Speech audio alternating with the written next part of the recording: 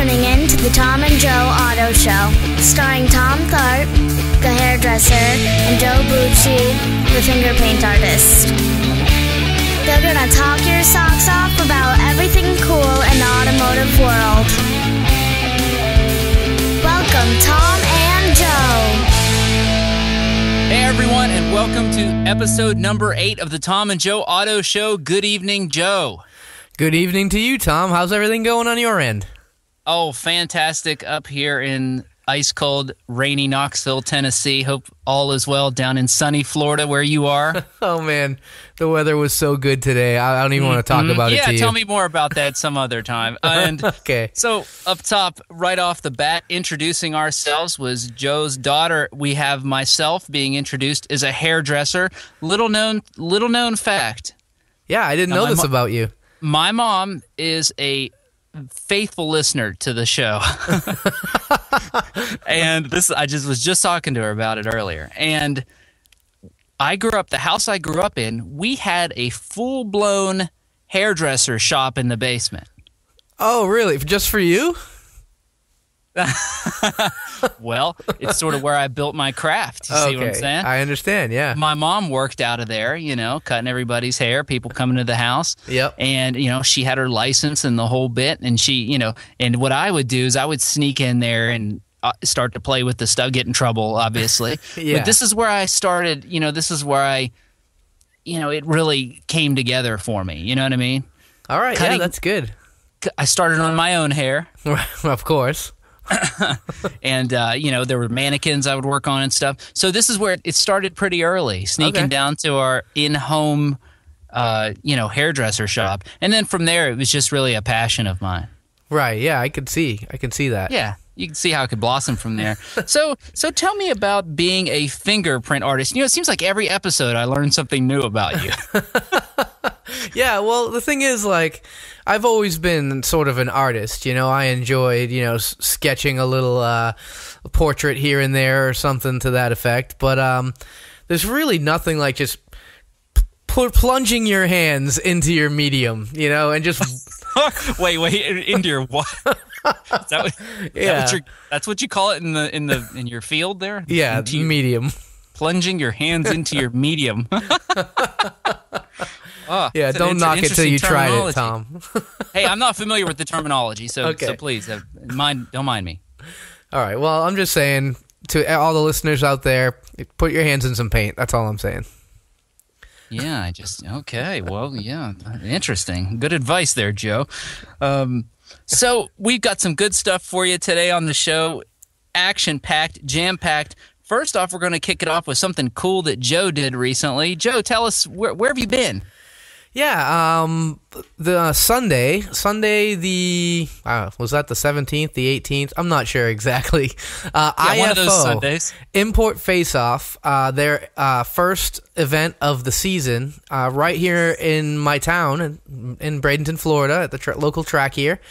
I went out there. Let me actually preface this with what I did the day before I went to the track.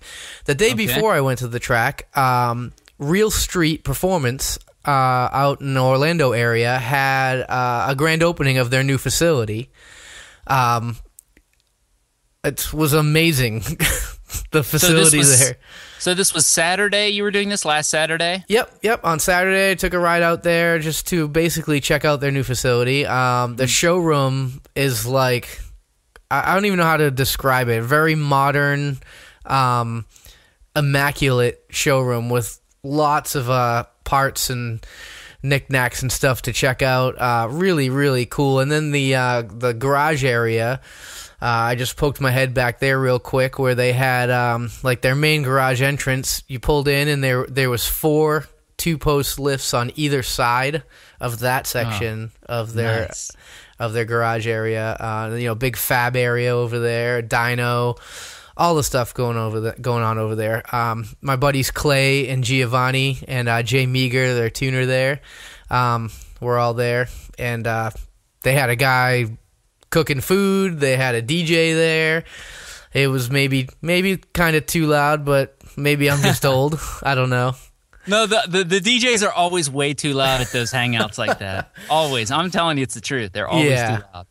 Anyway, it was really cool. I was only there for a couple hours. So I got to say hi to everybody and, some local, car enthusiasts and stuff like that I hadn't seen in some time. And it was a good time. So kind of got the juices flowing for the following day when I headed over to the track for the Import Face-Off event. The Import Face-Off event, the weather was great again, Tom. Perfect racetrack weather. I'm pretty sure they were salting the roads the night before that Saturday night because they were fearful of ice on the roads that Sunday morning here. So tell me all about your fantastic motorsports weekend, Joe. Oh, man, it was Please go on. Both days, it was 72 degrees and sunny, beautiful weather. I headed out to the track and parked, in the spectator area, which was free. I'd like to point out that parking was free. That's a big deal. Nice. It's a rare thing these days. Yeah. In Bradenton Motorsport Sports Park, they do a great job out there. Yeah, I know you've been out there plenty of times. For a small local track. Love it. Yeah, the track is great. It's prepped great. Everybody likes to run on that track. I got there just in time for the first round of eliminations, which was perfect. There was so many 2JZ powered vehicles. Is Toyota still making that engine? I think they have a factory somewhere and they're still pumping them out, You would think so. 'Cause they're just literally in everything. Were they in that many cars that I mean, people have to be like blowing them up and stuff. There's some endless resource. There must be like a black hole and they're just, coming from somewhere in the universe. I mean, where are all these people getting all these things? I really don't know where they're coming from. It's just every car has a 2JZ in it. It's like sooner or later, every import racer is just going to have a 2JZ in their car. It doesn't matter what it is. I don't know how I'm going to fit one in my front wheel drive. It's gonna be tough. That inline six. But anyway, there was obviously it'd be easier just to get JZ in your car than a 2JZ. I don't know. Yeah, one JZ is enough. Just one JZ. Oh man, I tried to make a joke. Okay, it was a good shot.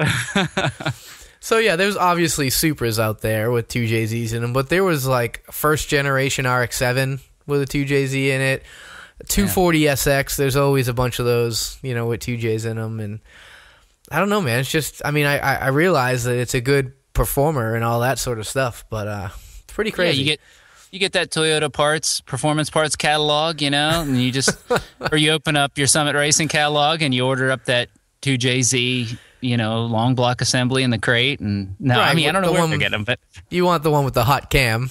Yeah, the hot cam. Get the hot cam in there, and in the 2-year warranty or whatever, and just slap it into what it comes with its own motor mount, so it just fits right into whatever you got. Obviously, yeah. It's like not to get off track here, but there's if you look in Summit Racing or some of those catalogs, they've got like an S10 or even a Ford Ranger V8 swap kit. Right. It's like $129. It's the headers, the motor mount, some sort of transmission adapter, and a couple other little doodads, nuts and bolts. It's $129 for their V8 swap kit. It just cracks me up every time I see that. Okay, so anyway, I'm pretty sure that the 2JZ in a Nissan 240SX kit's going to be lined up right there pretty soon. But anyway, there's bunch of 7 and 8 second cars with 2JZs in them. There was 9-second Hondas out there. There was a 9-second front wheel drive DSM out there with an automatic transmission, which was cool. The guy's name is Richard that owns that car. He does a good job with it. There's tons of motorcycles out there, all that sort of thing. So the racing was really good. There was what I thought was like a pro stock car. At first glance, it was like a Grand Am body, but like a pro stock look. Turns out it had a 2.2 liter Ecotec in it. Oh, yeah? And was running high 6s at 200 miles an hour. So that was pretty interesting. Wow. Yeah. Was it sponsored or something? Or you know what? It was just painted solid red. It had no headlights or anything, no details on it at all. Interesting. But I think I caught a glimpse of it briefly browsing Facebook today, and I think he was running out at Orlando at some point this weekend, and it did have headlights and stuff on it, and I didn't catch the name, but I believe it said something about it running closer to a mid-sixes today. Wow. So he's definitely testing and tuning and getting that thing running good. Well, you're a straight shooter, Joe. I would have made up some sort of awesome rumor like Hulk Hogan was driving it or something. But anyway, I mean, it's your choice, I guess. But too late now. Yeah, I'm pretty sure he was driving that. But it sounds like an awesome show. So did you stay through to finals? Yeah. It actually ran so smoothly that it was over within a few hours. Eliminations went really quickly. The classes were called up in an orderly fashion, and there are a lot of classes, aren't there, in those shows? Yeah, there are, and they weren't really full fields. The outcome turnout was kind of a little bit lackluster, but they still ran a great event. Cleanups were quick. It really went well. I enjoyed it. It was great for my first race of the season. Yeah, that sounds like fun. Those two JZs, I mean, even if they do have an oil down, I think those engines clean up after themselves, if I'm not mistaken. They somehow have a built-in, where they just clean the track right up behind them. But that sounds like a lot of fun. I didn't, what's strange is I follow lots of different speed places on Twitter and Facebook, and I saw very little conversation about that event, coverage of it. Yeah, it kind of worries me. Like I said, the turnout wasn't as good as I had hoped for. So, some of the things about the event were like, there's rules at these events. And some of the rules are there for safety. Some of them are there to level the playing field. Some of them are there to make it so people take this sort of thing seriously. You know what I mean? Sure, the thing that stands out to me is that in the rule book it says you have to have bumpers on your car. Like bumper covers, and it seems like, well, of course you have to. Your car has to be like a car, has to be a complete car, not missing body panels, Yeah, like a tube frame deal or something out there. Yeah, but there's guys out there, and they got their rear bumper covers completely off. And I don't know. I have more pride in my car than that, I guess. I don't know if there's a performance advantage aerodynamically or something, and weight, to have that bumper cover off, but whatever that advantage is, I'm leaving the bumper cover on my car. Not only does it say I have to in the rules, but I just want my car to look nice. Yeah, so were they not enforcing those? I guess? Didn't seem like it, no. Yeah, I mean, dudes are running around without a bumper. I mean, because commonly what you see is that, there's that sort of very common piece that's made where people cut the bumper and put that sort of template on there. With the cut holes in there. It's sort of a standard piece you buy now and stick that on there. You can. Yeah, machined pieces. You cut the holes. You stick that on there. There was a guy there that had like flaps, like a funny car.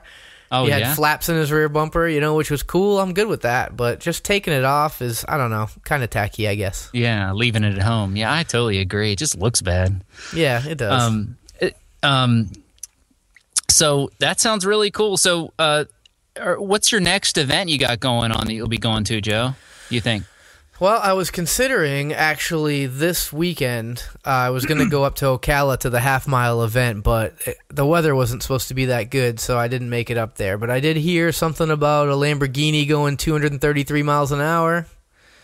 Did you hear about, there's a video all over the place now of a red Hefner Lamborghini that ended up in a little retention pond. Oh, I haven't seen that, no. Yeah, it's all over the place and been posted. See, that's what it's like. I'm seeing a video like that everywhere, but nothing about import face-off, which seems kind of strange, but I'm sure it'll make its way online soon enough. But anyway, there's a Lamborghini that spun out off of the track.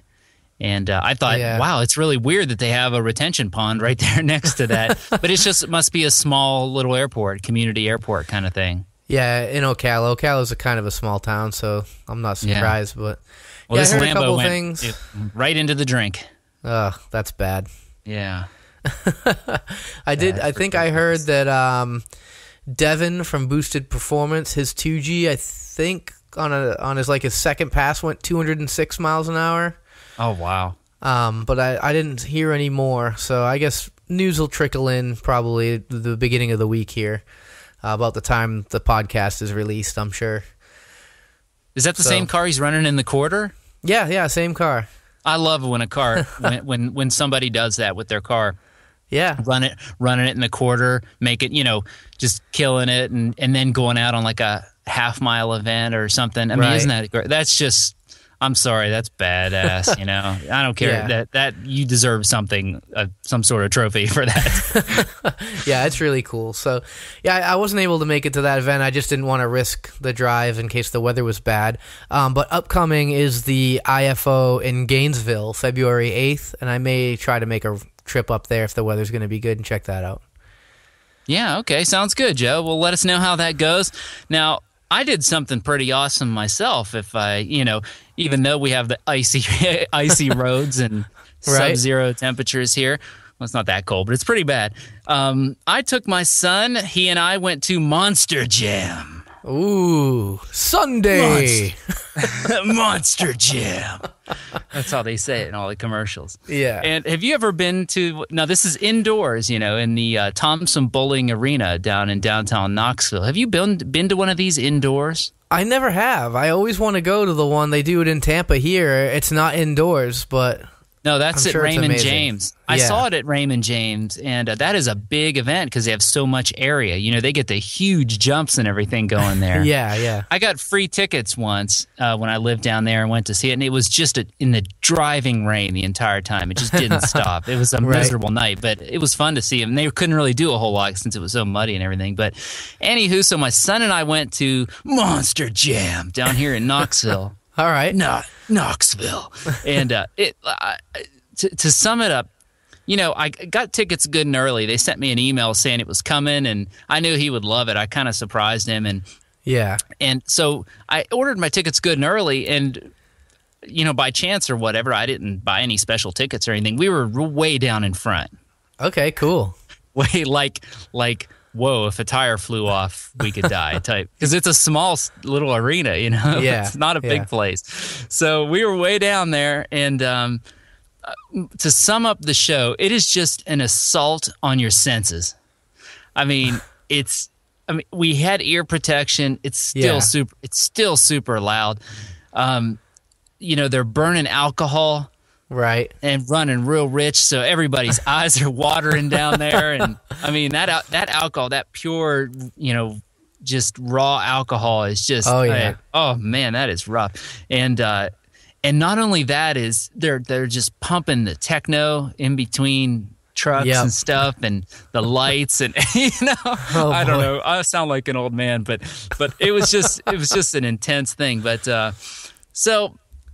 These trucks, it's interesting what this series has become, because I remember following Monster Jam, and I liked monster trucks when I was a kid, the early Bigfoot and stuff. Right. And it seems like now, like when you look at the trucks, it's almost like NASCAR in a way, where, they're all pretty much running the same engine setup and chassis, and they're like spec trucks or something almost, Right, yeah, I get what you're saying. which is different bodywork. But there are some differences. If you look down there, each truck's information, some are running like typically what you see is a 540 cubic inch supercharged and fuel injected, running alcohol around 1,500 horsepower with a Power Glide 2-speed.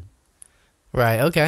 So that's most of what you're seeing with these trucks, but a couple of them are running like a 572 with, or a C6 transmission or something like that. So there are some different combos, but it's very similar. I mean, really the difference you see between them is, like NASCAR, they pump up their drivers a little bit, and with the characters of the drivers, and then the names of the trucks, Joe. Oh yeah, you got like Barbarian and Monster Mutt and Aftershock and Overkill Evolution and the Exterminator, which is a really there's a lot going on. Oh boy, Exterminator and Incinerator, and then there's the Shocker. It sounds like wrestling to me. Is what it sounds It is. like. Well, there was a period of Monster Jam where it was a lot like wrestling. They were having the drivers fight and stuff. Oh, really? Oh, yeah. Okay. I remember that. I remember catching it on TV. You know, I don't know. It was when I was in college, and I thought, what is going on here? And so anywho, we had a great time. My son loved it. There was all sorts of other all other stuff going on. They had guys doing pogo, like extreme pogo artists. Pogo, like in vehicles? Pogo sticks. Pogo sticks. Like jumping on pogo sticks. Oh, okay. They had a dude that blew himself up. They had a lady get shot out of a cannon. Oh, boy. But my son's favorite was the higher education truck, which was like a school bus. Oh, yeah, that's cool. And then there was one like a dog. It looked like a dog, but its tail fell off. He thought that was hilarious. Anyway, we had a great time. Oh, that's good. Yeah, it was a lot of fun. And, you know, for something to take your kids to, it is a lot of fun. And I would say in an open arena, that's where you want to see it. In a big stadium, that would be the ultimate place. This was a little confined, you know? Okay. Yeah, I'd like to check it out sometime. I will one of these years when it comes to Tampa. Oh, they had lawnmower racing, too. Oh, that's cool. Sort I of like that. To warm you up. Yeah. Yeah, it was good. That's fun. Kind of got interested in that a little bit. Maybe another episode. Yeah, maybe we should talk about that sometime. Yeah, I think so. All right, Tom. Well, in the meantime, let's take a quick break. We got a couple other topics that we'll get to on the other side, and we'll see you soon. Sounds good.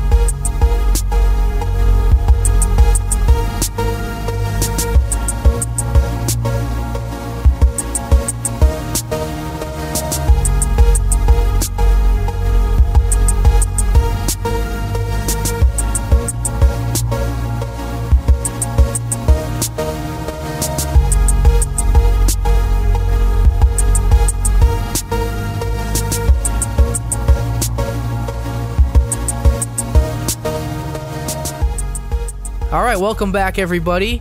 If you're enjoying the podcast, you're enjoying what you're hearing right here, you can always head over to iTunes and search for us over there, subscribe. Or if you're not using iTunes, you can always go to the TomandJoeAutoShow.com. You'll find our RSS feed there, which you can follow with your browser or with a podcast app on your Android device. Yes, and we got a couple iTunes reviews, which I thought was pretty awesome. So I'll have to grab those usernames and thank everybody. But we've got a few on there. They were very positive, and we really appreciate that. Yeah, that's great. Thank you very much for that. Mm-hmm. And I just want to give a very quick shout-out to Billy Joe 1305 on YouTube. He told me about the naturalmachines.com Foodini 3D food printer. You know, I mentioned to you last episode that I wished, I've heard about 3D printing car parts or, whatever. I wanted something that could print me a ham sandwich. And it turns out he sent me this link. Folks, the future is here. That's amazing. I definitely need to check that out. You can print food. So anyway, thanks, Billy Joe. Appreciate the information on that and telling me about the future. Yeah, that's good. And also another quick shout out to Ozzy, who put a photo of an actual turbo tattoo on our Facebook page, in contrast to the alternator turbo tattoo we talked about in the last episode. And Ozzy, we go way back with Ozzy, and I know he's a turbo fan, but I didn't realize he was that big of a turbo fan. He went for it. Definitely, he did. That's dedication there. I like it a lot. All right, Tom. Well, into our next segment here, something that we've touched on in earlier episodes here and there, a type of vehicle that kind of interests both of us. Oh, yes. I love these. The combination, the perfect marriage of the car and the truck. Yeah, it's great. You want both in your garage. You want a nice car, a sort of a sporty all-around car, and you want a truck, a pickup truck. But, having both of them seems kind of silly. So what did the automakers do back in the day? They mushed them into one vehicle, of course. Yeah, why wouldn't they do that? And here we go with classics like the El Camino, the Ranchero, the Rabbit pickup. Oh, that's one of my favorites. The Subaru Brat. I mean, the one that it chokes me up a little to even talk about it is the G8 ST that was actually called. That debuted at the 2008 New York Auto Show. That was the Pontiac, the Pontiac version of the Australian R8. Ute, and which got canceled the next year in 2009. But Yeah. and also, as we talked about in our Detroit show, the new Hyundai concept, which I'm looking at a picture of right now, the Hyundai Santa Cruz concept, which it's sort of an SUV jacked up version, but it's definitely of the ilk.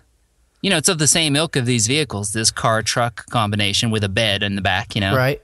Yeah, it kind of reminds me, I glanced at it real quick, and it kind of reminds me of the Honda Ridgeline, which may or may not fit into that same set of, I don't know what kind of frame is under a Honda Ridgeline, if it's an Accord or if it's something completely different. It probably is an Accord. I wouldn't doubt it. Yeah, maybe it's a Honda Fit. I don't know. It's probably like a Pilot under there or something. Yeah, but it's probably not. It's probably an Accord. But that's hilarious. And no, I forgot about the Ridgeline. Yeah, this is like a baby Ridgeline by the looks of the pictures. Yeah, it's hard to tell the size by the pictures that I saw. Yeah, and this is the pictures are kind of irritating because it's clearly an auto show concept, it's like super concept. Yeah. Where it's got those crazy gigantic wheels and some kind of weird futuristic tires and everything. So it's hard that to always gives it away. Yeah, you have to look past the 30-inch wheels and everything and try to figure out what's going on here.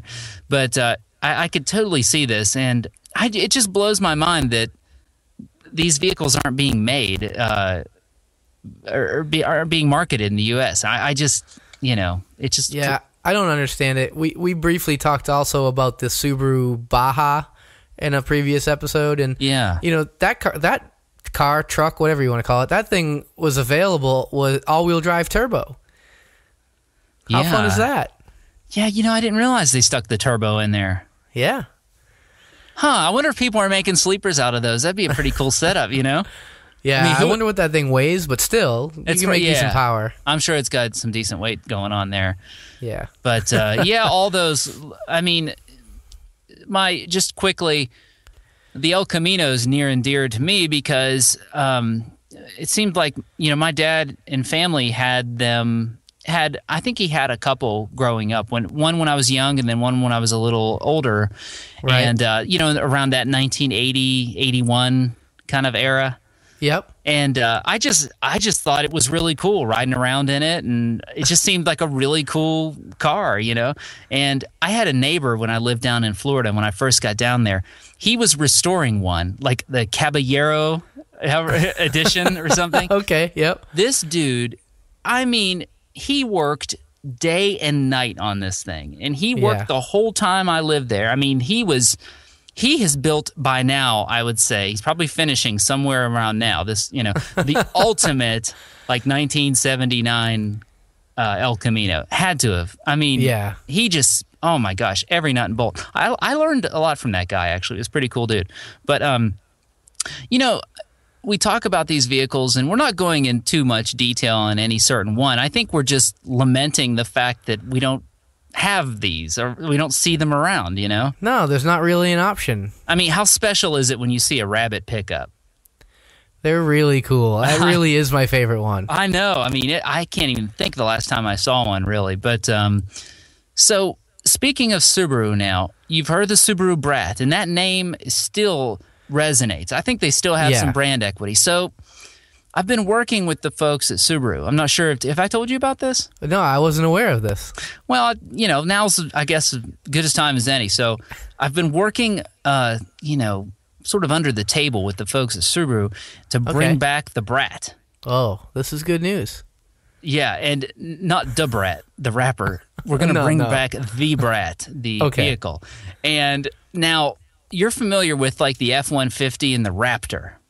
Yeah, definitely. So you got your F-150, the regular truck, and then the Raptor. They just take it and amp it up, Yeah, the performance version. Exactly. So we're gonna what we're working on, what we're hashing out right now is we got the Brat, the 2006 Subaru Brat.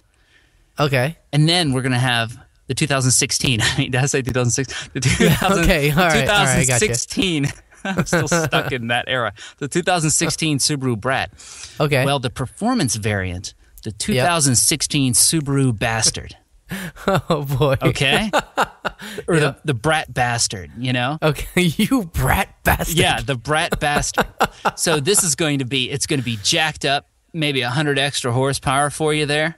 Right. You know what I'm saying? It's going to have the graphics, those sort of digital splash graphics, I believe. We're going to go ahead and steal that name from Ford. And so just imagine what that would be like. I'm imagining it. It's pretty serious. Look, I'm pretty excited. Now, look, everybody listening, don't tell anyone, okay? Yeah, keep that to yourselves. I'm under a strict non-disclosure agreement with Subaru of America on this deal. We don't want you in any trouble, Tom. The Subaru Brat Bastard. Great. Coming soon to a dealer near you. Sounds good, man. All right, so moving on to our next segment, Tom. Next. Ooh, I like this one. Dude, did you see that? Dude, I did, and I've seen this many times over the years. This is one of those great videos that just keeps coming back. You know, like a boomerang. You know, it comes back to you, and you're like, you know, it just every time it comes back, you're just happy to see it every time it comes back into your life. Yep. And someone reposted it recently, and it just made me so happy all over again. It's like seeing an old friend I hadn't seen in so long, and I've just watched it so many times over and over. Well, I'm hoping that you have it queued up for us. Do you have a clip for us? I can. Give me a second. Why don't you go into it just a little, and I'll pull it up here. Well, this is like, I guess, kind of like a used car dealership type commercial. It kind of had me fooled for a minute. You know, I thought it was the real deal. It turns out it's just kind of a funny thing, but it's pretty funny. We'll put a link up on our Facebook so that you guys can check this video out for yourself. But yeah, and we'll get Tom to play this clip. It looks like from the mid 80s or late 80s era commercial here. Yeah. Dumb enough to buy a new car this weekend. You're a big enough schmuck to come to Big Bill Hell's Cars. Bad deal. Cars that break down. Thieves. If you think you're going to find a bargain at Big Bill, you can kiss my ass. Okay, that's good. Yeah. That's enough. Cut. That's enough. So the great thing is, in this commercial, it looks like any other car commercial. There's cars driving around doing car stuff. Right, big text floating text, over the spinning text, graphics, and this voiceover. And my favorite part is just the intro and how it hits you with the music. Fuck you, Baltimore! I mean, buy a new car this weekend. I mean, it just goes on. It goes on for a full minute. Oh, and I swear, it's so great. Folks, if you have not seen this, if you have seen it, you know exactly what I'm talking about. If you haven't seen it in a while, check it out again. If you've never seen this, stop, quit your job, whatever you're doing, and go watch this immediately. Watch it now. Yeah, you must see this. It will be on our Facebook page. There'll be a link there so you can watch it at your convenience. Yep, Big Bill Hell's Cars. I don't know, used cars. I don't know, just cars, whatever it is. So, and there was another video. And we'll save that for next time, Joe. What do you think? Yeah, we'll save that for next time. Yeah. Let's go ahead and move on at this point to our final segment for the show today. Oh, I like this one. I like this recurring, one. Recurring segment, Stump the Chump. Here we go. This is where Tom or myself choose a vehicle and with some specs maybe to go with it, and we ask our co-host to go ahead and guess the quarter mile time and mile per hour based on the description. I like it. So I'm a little nervous right now. I'm a little nervous. You're nervous? I mean, this is serious business. I mean, the Super Bowl's coming up. You know, you've got the Super Bowl, and then you have Stump the Chump on the Tom and Joe Auto Wait, can you Show. say Super Bowl? Can you say Super Bowl? Oh, no. The giant game or whatever. It's the big game. The big game. Oh, jeez. Okay. Oh, my goodness. Edit that out Anyway. for me, will you, Joe? Yeah. Nope. All right. You want to go first, or do you want me to go? We'll have our intern do it. How about I'll go first? Okay, you go ahead. Okay. What do you got for me? 2004 Mini Cooper S. Oh, okay. I picked a real doozy for you. Is this 2004 S? Is that a supercharged version or a turbocharged version? This is, I'm pretty much, this is supercharged, yep. Okay, all right. So how much information do I give you here? Or would you like to ask questions? I can either way. I'm willing to just go ahead and rattle off some give stuff. me what you think might help me out here. Okay, well, by the pictures, it looks like just kind of a nice street car. You know, it's not like a caged out thing. You know. Okay. So let's see here. It's got a GRS intercooler. All right. So some sort of upgraded top mount intercooler there. Yeah. Has a little head work. Ooh. So it's had a little RMW head. Has a cam in there. Upgraded Oh, wow. cams. Yep. Upgraded exhaust manifold. Really? Which I don't know if you've ever seen under the hood of a Mini. It's tight. Yeah, only a quick glance, but yeah. Oh, man. Borla exhaust. Okay. 440cc injectors. Ooh. 99 octane gas. Small, Really? 17% pulley on the supercharger. 17% smaller. You got your Quaife differential, Clutch Master Okay. clutch and flywheel, and then a coil-over suspension and some lighter weight wheels with street tire, Yokohama street tires, Parada, whatever those are. Okay.